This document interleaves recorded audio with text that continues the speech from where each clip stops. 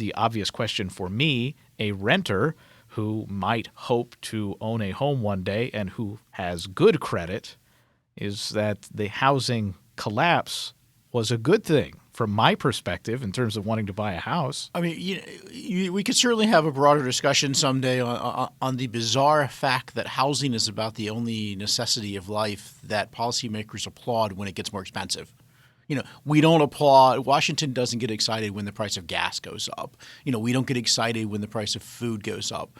But for some bizarre reason, we have decided that despite the fact that everybody needs a place to live, if it gets more expensive for them to need a place to live, that's actually a good thing from a public policy perspective.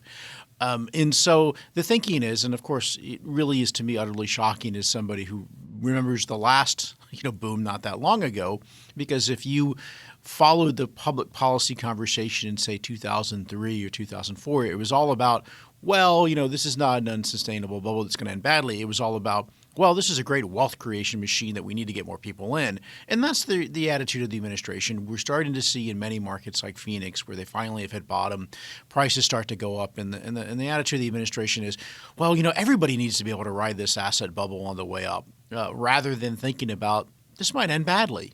Like it did last time. So it's incredibly short-sighted. And of course, it sets aside the fact that, yes, the administration is correct that a very large percent of the subprime lending in terms of lending to borrowers with less than good credit has gone away. A lot of that has gone away. Part of that should have gone away, but a lot of it shouldn't have, and has gone away solely because of regulatory issues.